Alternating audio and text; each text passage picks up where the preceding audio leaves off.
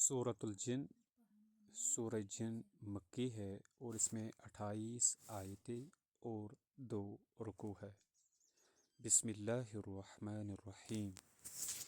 شروع کرتا ہوں اللہ تعالیٰ کے نام سے جو بڑا مہربان نہایت رحم والا ہے۔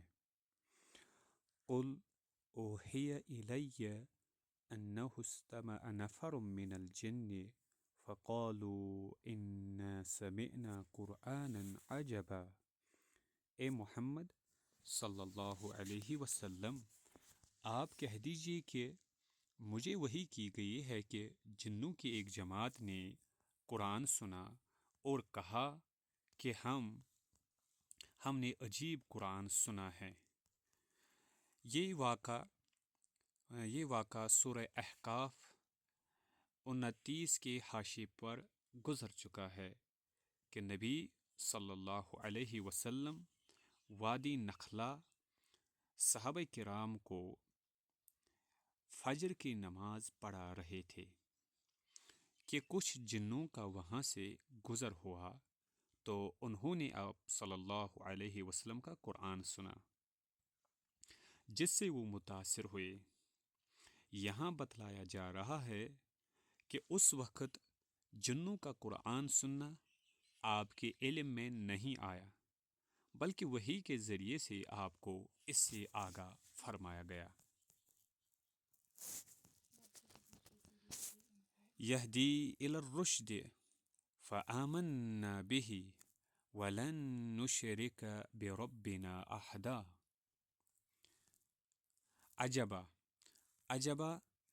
عجباً مصدر ہے بطور مبالغہ یا مضاف محذوف ہے۔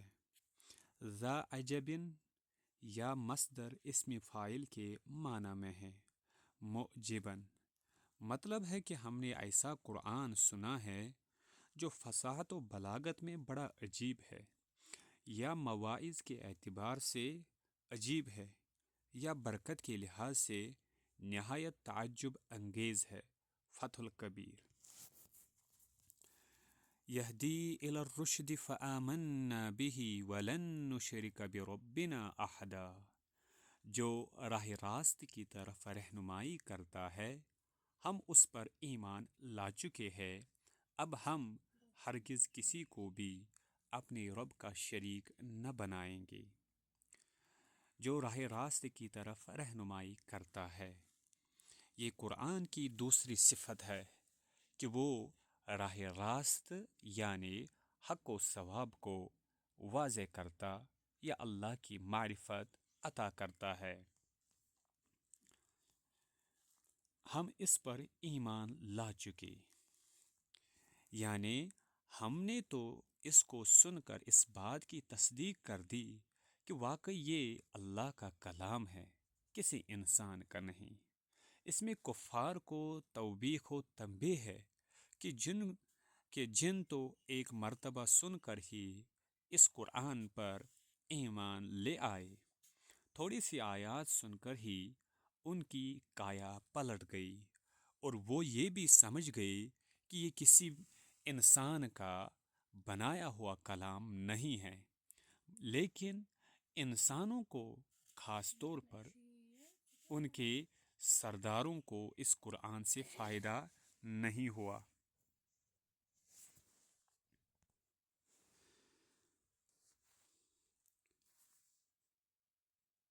توبیخ و تنبیہ ہے کہ جن تو ایک مرتبہ سن کر ہی اس قرآن پر ایمان لے آئے، تھوڑی سی آیات سن کر ہی ان کی کایا پلٹ گئی اور وہ یہ بھی سمجھ گئے کہ یہ کسی انسان کا بنایا ہوا کلام نہیں ہے، لیکن انسانوں کو خاص طور پر ان کے سرداروں کو اس قرآن سے فائدہ نہیں ہوا۔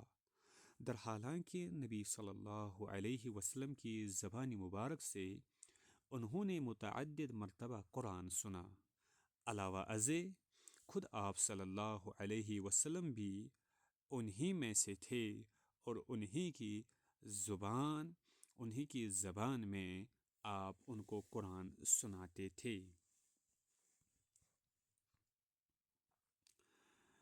اب ہم ہرگز کسی کو اپنے رب کا شریک نہ بنائیں گے، نہ اس کی مخلوق میں سے نہ کسی اور معبود کو، اس لیے کہ وہ اپنی ربوبیت میں منفرد ہے۔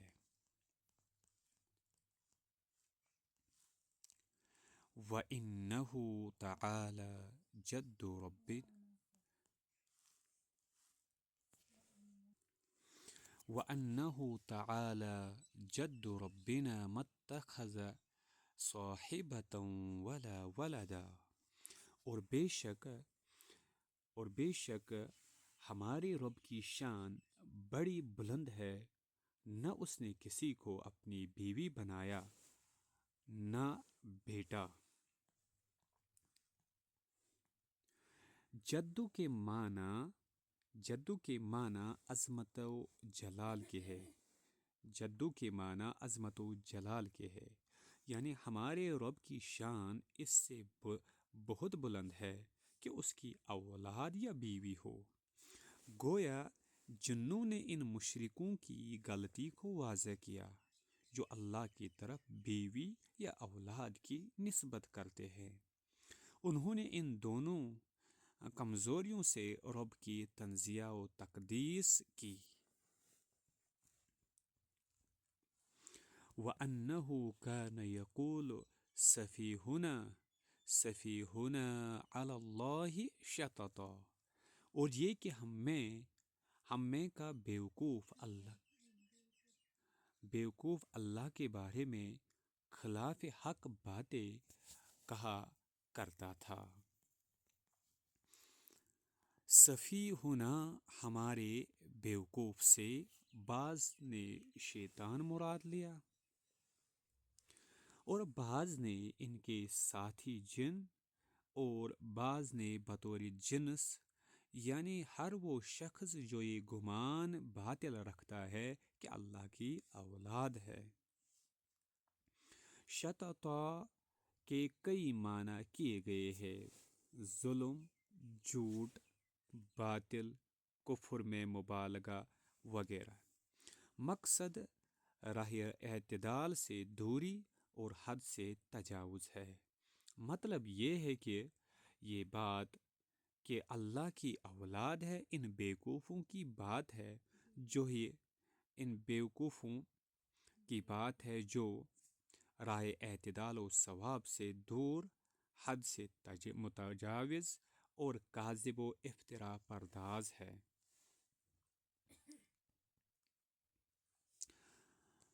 وَأَنَّا ظَنَنَّا أَن لَّن تَقُولَ الْإِنسُ وَالْجِنُّ عَلَى اللَّهِ كَذِبًا، اور ہم تو یہی سمجھتے رہے کہ ناممکن ہے کہ انسان اور جنات اللہ پر جھوٹی باتیں لگائے، اسی لیے ہم ان کی تصدیق کرتے رہے اور اللہ کے بارے میں یہ عقیدہ رکھے رہے، حتیٰ کہ ہم نے قرآن سنا، پھر ہم پر اس عقیدے کا بطلان واضح ہوا۔ وَأَنَّهُ كَانَ رِجَالٌ مِّنَ الْإِنسِ يَعُوذُونَ بِرِجَالٍ مِّنَ الْجِنِّ فَزَادُوهُمْ رَهَقًا، بات یہ ہے کہ چند انسان بعض جنات سے پناہ طلب کیا کرتے تھے، جس سے جنات اپنی سرکشی میں اور بڑھ گئے، پناہ طلب کرتے تھے۔ زمانہ جاہلیت میں ایک رواج یہ بھی تھا کہ وہ سفر پر کہیں جاتے تو جس وادی میں قیام کرتے وہاں جنات سے پناہ طلب کرتے، جیسے علاقے کے بڑے آدمی اور رئیس سے پناہ طلب کی جاتی ہے۔ اسلام نے اس کو ختم کیا اور صرف ایک اللہ سے پناہ طلب کرنے کی تاکید کی، جس سے جنات اپنی سرکشی میں اور بڑھ گئے۔ یعنی جب جنات نے یہ دیکھا کہ انسان ہم سے ڈرتے ہیں اور ہماری پناہ طلب کرتے ہیں تو ان کی سرکشی اور تکبر میں اضافہ ہو گیا۔ راہ کا یہاں سرکشی، طغیانی اور تکبر کے مفہوم میں ہے۔ اس کے اصل معنی ہے گناہ اور محارم کو ڈھانکنا، یعنی ان کا ارتکاب کرنا۔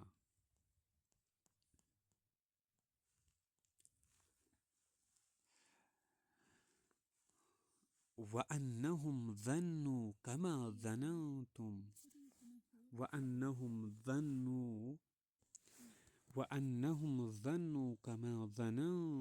أَن لَّن يَبْعَثَ اللَّهُ أَحَدًا۔ اور انسانوں نے بھی تم جنوں کی طرح گمان کر لیا تھا کہ اللہ کسی کو نہ بھیجے گا یا کسی کو دوبارہ زندہ نہ کرے گا۔ یعنی جب جنات نے یہ بعث سن کے دونوں مفہوم ہو سکتے ہیں، جیسا کہ ترجمے سے واضح ہے۔ وَأَنَّا لَمَسْنَا السَّمَاءَ فَوَجَدْنَاهَا مُلِئَتْ حَرَسًا شَدِيدًا وَشُهُبًا۔ اور ہم نے آسمان کو ٹٹول کر دیکھا تو اسے سخت چوکیداروں اور سخت شعلوں سے پر پایا۔ حارسن چوکیدار نگران کی، اور شہابن شعلہ کی جمع ہیں۔ یعنی آسمانوں پر فرشتے چوکیداری کرتے ہیں کہ آسمانوں کی کوئی بات کوئی اور نہ سن لے، اور یہ ستارے آسمان پر جانے والے شیاطین پر شعلہ بن کر گرتے ہیں۔ وَأَنَّا كُنَّا نَقْعُدُ مِنْهَا مَقَاعِدَ لِلسَّمْعِ فَمَنْ يَسْتَمِعِ الْآنَ يَجِدْ لَهُ شِهَابًا رَّصَدًا۔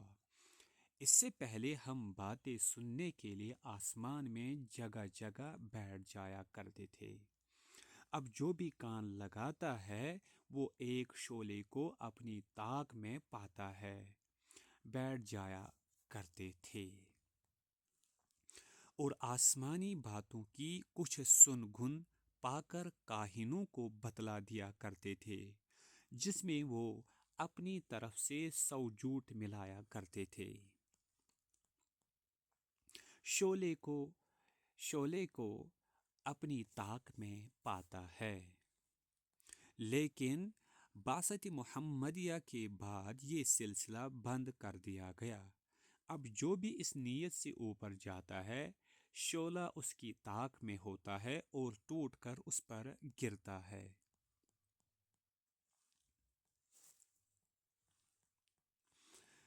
وَأَنَّا لَا نَدْرِي أَشَرٌّ أُرِيدَ بِمَن فِي الْأَرْضِ أَمْ أَرَادَ بِهِمْ رَبُّهُمْ رَشَدًا۔ ہم نہیں جانتے کہ زمین والوں کے ساتھ کسی برائی کا ارادہ کیا گیا ہے یا ان کے رب کا ارادہ ان کے ساتھ بھلائی کا ہے۔ یعنی اس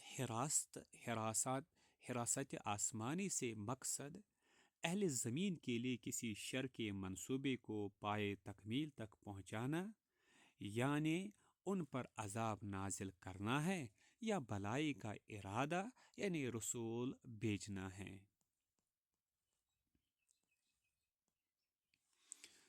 وَأَنَّا مِنَّا الصَّالِحُونَ وَمِنَّا دُونَ ذَلِكَ كُنَّا طَرَائِقَ قِدَدًا۔ اور یہ کہ بے شک بعض تو ہم میں نیکوکار ہے اور بعض اس کے برعکس بھی ہے، ہم مختلف طریقوں سے بٹے ہوئے ہیں۔ قِدَدٌ چیز کا ٹکڑا، صار القوم قِدَدًا اس وقت بولتے ہیں جب ان کے احوال ایک دوسرے سے مختلف ہو، یعنی ہم متفرق جماعتوں اور مختلف اصناف میں بٹے ہوئے ہیں۔ مطلب ہے کہ جنات میں بھی مسلمان، کافر، یہودی، عیسائی، مجوسی وغیرہ ہے۔ بعض کہتے ہیں کہ ان میں بھی مسلمانوں کی طرح قدریہ، مرجیہ اور رافضہ وغیرہ ہے، فتح القدیر۔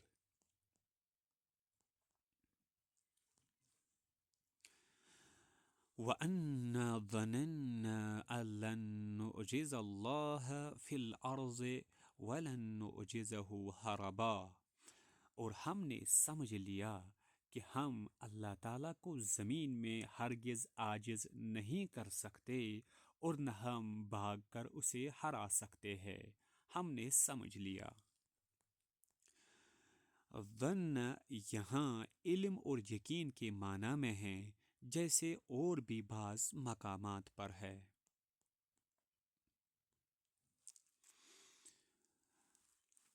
وَأَنَّا لَمَّا سَمِعْنَا الْهُدَىٰ آمَنَّا بِهِ فَمَن يُؤْمِن بِرَبِّهِ فَلَا يَخَافُ بَخْسًا وَلَا رَهَقًا، ہم تو ہدایت کی بات سنتے ہی اس پر ایمان لا چکے، اور جو بھی اپنے رب پر ایمان لائے گا اسے نہ کسی نقصان کا اندیشہ ہے نہ ظلم و ستم کا۔ یعنی نہ اس بات کا اندیشہ ہے کہ ان کی نیکیوں کے اجر و ثواب میں کوئی کمی کر دی جائے گی، اور نہ اس بات کا خوف کہ ان کی برائیوں میں اضافہ ہو جائے گا۔ وَأَنَّا مِنَّا الْمُسْلِمُونَ وَمِنَّا الْقَاسِطُونَ فَمَنْ أَسْلَمَ فَأُولَئِكَ تَحَرَّوْا رَشَدًا، ہاں ہم میں بعض تو مسلمان ہیں اور بعض بے انصاف ہے، پس جو فرما بردار ہو گئے انہوں نے تو راہ راست کا قصد کیا۔ بعض بے انصاف ہے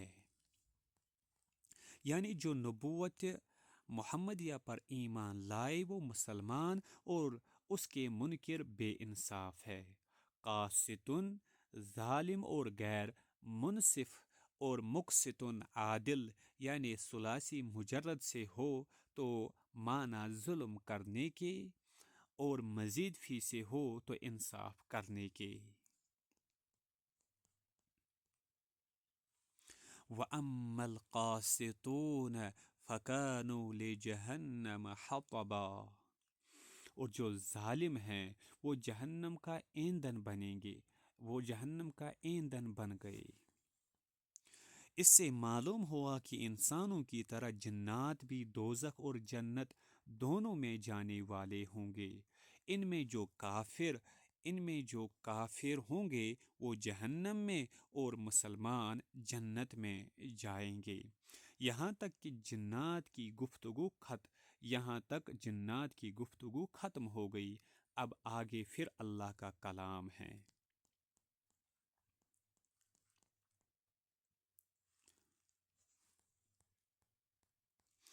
وَأَن لَّوِ اسْتَقَامُوا عَلَى الطَّرِيقَةِ لَأَسْقَيْنَاهُم مَّاءً غَدَقًا، اور اے نبی یہ بھی کہہ دو کہ اگر لوگ راہ راست پر سیدھے رہتے تو یقیناً ہم انہیں بہت وافر پانی پلاتے۔ لِنَفْتِنَهُمْ فِيهِ وَمَن يُعْرِضْ عَن ذِكْرِ رَبِّهِ يَسْلُكْهُ عَذَابًا صَعَدًا، تاکہ ہم اس میں انہیں آزما لیں، اور جو شخص اپنے پروردگار کے ذکر سے منہ پھیر لے گا تو اللہ تعالیٰ اسے سخت عذاب میں مبتلا کر دے گا۔ انہیں آزما لے۔ لَوْ اسْتَقَامُوا أَنَّهُ اسْتَمَعَ نَفَرٌ مِّنَ الْجِنِّ پر عطف ہے، یعنی یہ بات بھی میری طرف وحی کی گئی ہے کہ الطریقۃ سے مراد راہ راست یعنی اسلام ہیں۔ غدقن کے معنی کثیر وافر پانی سے مطلب دنیاوی خوشحالی ہے، یعنی دنیا کا مال و اسباب دے کر ہم ان کی آزمائش کرتے، جیسے دوسرے مقام پر فرمایا ولو ان اہل القرى آمنوا واتقوا لفتحنا علیہم برکات من السماء والارض، سورۃ الاعراف آیت 96۔ یہی بات اہلی کتاب کے ضمن میں بھی فرمائی گئی ہے، سورہ مائدہ آیت 66۔ بعض کہتے ہیں اس آیت کا نزول اس وقت ہوا تھا جب کفار قریش پر قحط سالی مسلط کر دی گئی تھی۔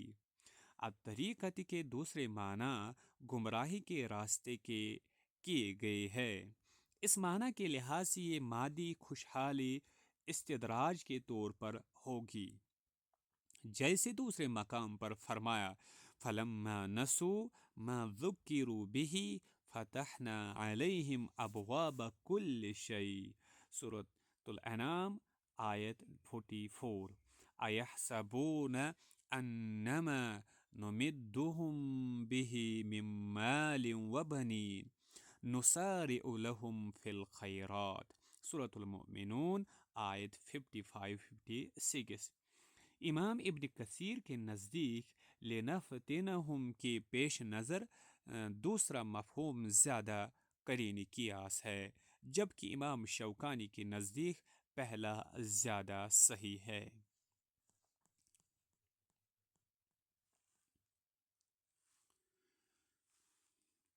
سخت عذاب میں مبتلا،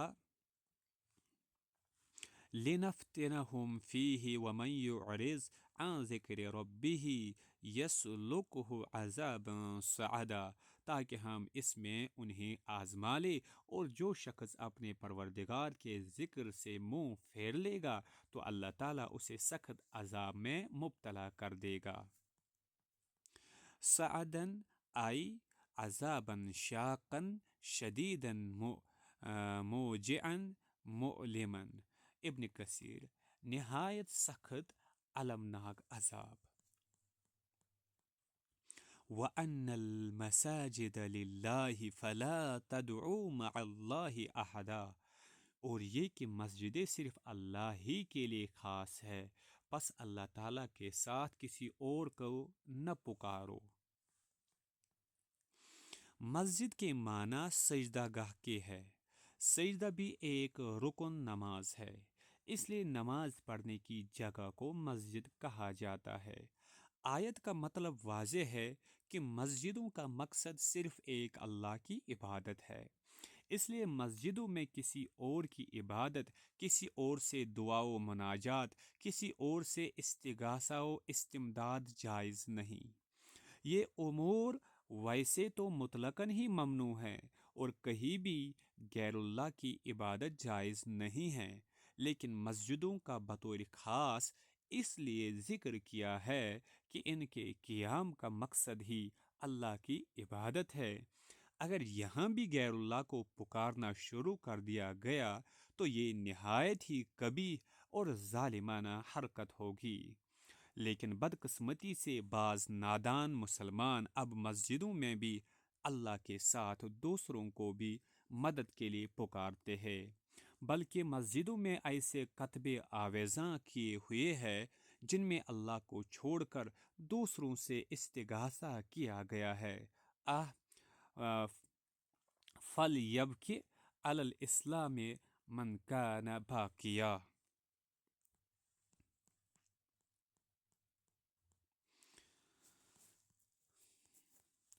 وَأَنَّهُ لَمَّا قَامَ عَبْدُ اللَّهِ يَدْعُوهُ كَادُوا يَكُونُونَ عَلَيْهِ لِبَدًا، اور جب اللہ کا بندہ اس کی عبادت کے لیے کھڑا ہوا تو قریب تھا کہ وہ بھیڑ بن کر اس پر پل پڑے۔ اب عبداللہ سے مراد رسول اللہ صلی اللہ علیہ وسلم ہیں، اور مطلب ہے کہ انس و جن مل کر چاہتے کہ اللہ کے اس نور کو اپنی پھونکوں سے بجھا دے۔ اس کے اور بھی مفہوم بیان کیے گئے ہیں، لیکن امام ابن کثیر نے اسے راجح قرار دیا ہے۔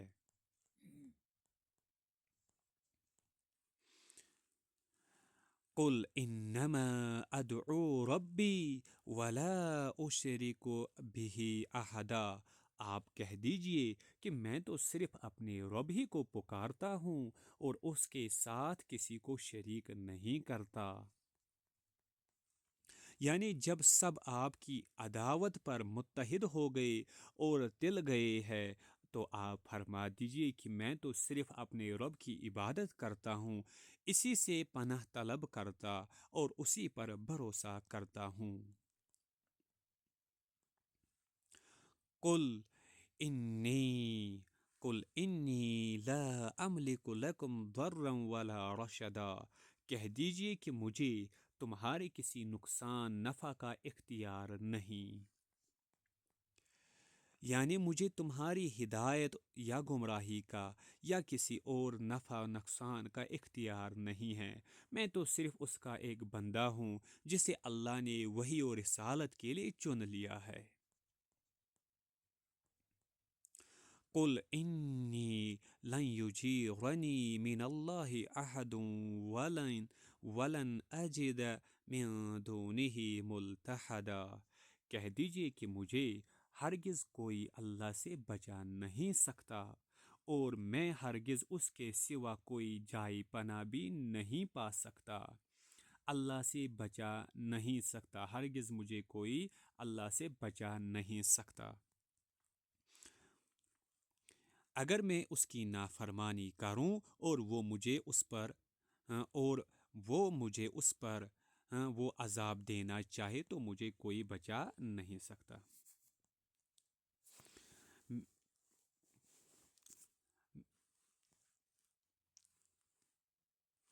إلا بلاغا من الله ورسالاته ومن يعص الله ورسوله فإن له نار جہنم خالدین فيها ابدا، البتہ میرا کام اللہ کی بات اور اس کے پیغامات لوگوں کو پہنچا دینا ہے۔ اب جو بھی اللہ اور اس کے رسول کی نہ مانے گا اس کے لیے جہنم کی آگ ہے جس میں ایسے لوگ ہمیشہ رہیں گے۔ پیغامات لوگوں کو پہنچا دینا ہے۔ یہ لا املک لکم سے مستثنیٰ ہے، یہ بھی ممکن ہے کہ لن یجیرنی سے مستثنیٰ ہو، یعنی اللہ سے کوئی چیز بچا سکتی ہے تو وہ یہی ہے کہ تبلیغ رسالت کا وہ فریضہ بجا لاؤں جس کی ادائیگی اللہ نے مجھ پر واجب کی ہے۔ رسالتی ہی کا عطف اللہ پر ہے یا بلاغن پر، یا پھر عبارت اس طرح ہے الا ان ابلغ عن اللہ واعمل برسالتہ، فتح القدیر۔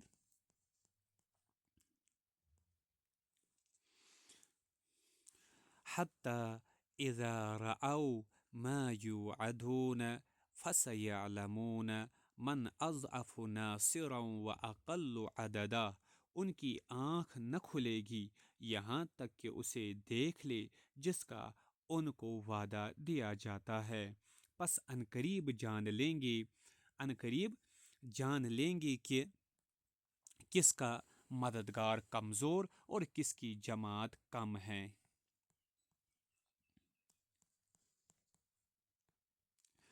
یا مطلب یہ ہے کہ یہ نبی صلی اللہ علیہ وسلم اور مومنین کی عداوت اور اپنے کفر پر مصر رہیں گے یہاں تک کہ دنیا یا آخرت میں وہ عذاب دیکھ لے جس کا ان سے وعدہ کیا جاتا ہے۔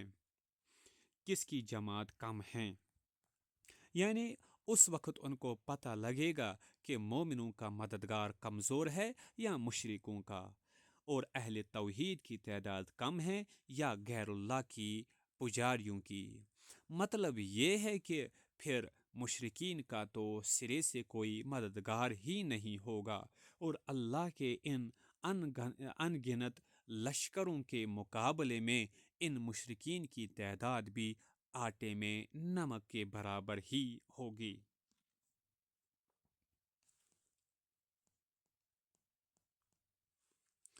قل ان ادری اقریب ما توعدون ام یجعل لہ ربی امدا، کہہ دیجیے کہ مجھے معلوم نہیں کہ جس کا وعدہ تم سے کیا جاتا ہے وہ قریب ہے یا میرا رب اس کے لیے دور کی مدت مقرر کرے گا۔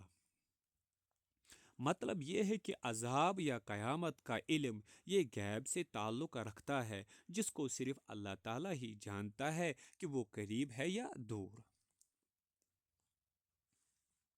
عالم الغیب فلا یظہر علی غیبہ احدا، وہ غیب کا جاننے والا ہے اور اپنے غیب پر کسی کو مطلع نہیں کرتا۔ الا من ارتضی من رسول فإنہ یسلک من بین یدیہ ومن خلفہ رصدا، سوائے اس پیغمبر کے جسے وہ پسند کر لے، لیکن اس کے بھی آگے پیچھے پہرے دار مقرر کر دیتا ہے، سوائے اس پیغمبر کے جسے وہ پسند کر لے۔ یعنی اپنے پیغمبر کو بعض امور غیب سے مطلع کر دیتا ہے جن کا تعلق یا تو اس کے فرائض رسالت سے ہوتا ہے یا وہ اس کی رسالت کی صداقت کی دلیل ہوتے ہیں۔ اور ظاہر بات ہے کہ اللہ کے مطلع کرنے سے پیغمبر عالم الغیب نہیں ہو سکتا، کیونکہ پیغمبر بھی اگر عالم الغیب ہو تو پھر اس پر اللہ کی طرف سے غیب کے اظہار کا کوئی مطلب ہی نہیں رہتا۔ اللہ تعالیٰ اپنے غیب کا اظہار اسی وقت اور اسی رسول پر کرتا ہے جس کو پہلے اس غیب کا علم نہیں ہوتا۔ اس لیے عالم الغیب صرف اللہ ہی کی ذات ہے، جیسا کہ یہاں بھی اس کی صراحت فرمائی گئی ہے۔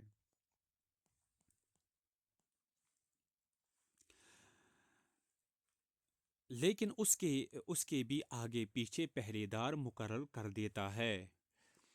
یعنی نزول وحی کے وقت پیغمبر کے آگے پیچھے فرشتے ہوتے ہیں جو شیاطین اور جنات کو وحی کی باتیں سننے نہیں دیتے۔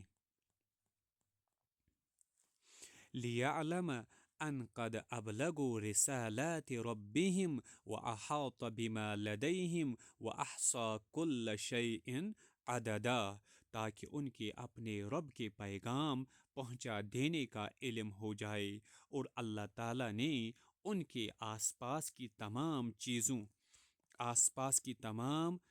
چیزوں کا احاطہ کر رکھا ہے اور ہر چیز کی گنتی کا شمار کر رکھا ہے، تاکہ ان کے اپنے رب کے پیغام پہنچا دینے کا علم ہو جائے۔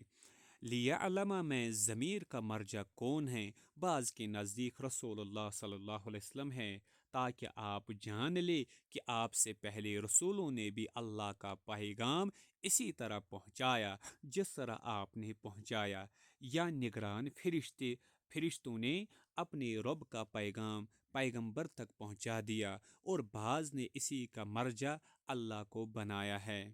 اس صورت میں مطلب ہوگا کہ اللہ تعالیٰ اپنے پیغمبروں کی فرشتوں کے ذریعے سے حفاظت فرماتا ہے تاکہ وہ فریضہ رسالت کی ادائیگی صحیح طریقے سے کر سکے۔ نیز وہ اس وحی کی بھی حفاظت فرماتا ہے جو پیغمبروں کو کی جاتی ہے تاکہ وہ جان لے کہ انہوں نے اپنے رب کے پیغامات لوگوں تک ٹھیک پہنچا دیے ہے یا فرشتوں نے پیغمبروں تک وہی پہنچا دی ہے۔ اللہ تعالیٰ کو اگرچہ پہلے ہی سے ہر چیز کا علم ہے، لیکن ایسے موقعوں پر اللہ کے جاننے کا مطلب اس کے تحقق کا عام مشاہدہ ہے، جیسے لِنَعْلَمَ مَن يَتَّبِعُ الرَّسُولَ سورہ بقرہ آیت 143 اور وَلَيَعْلَمَنَّ اللَّهُ الَّذِينَ آمَنُوا وَلَيَعْلَمَنَّ الْمُنَافِقِينَ سورۃ العنکبوت وغیرہ آیات میں ہیں۔ ابن کثیر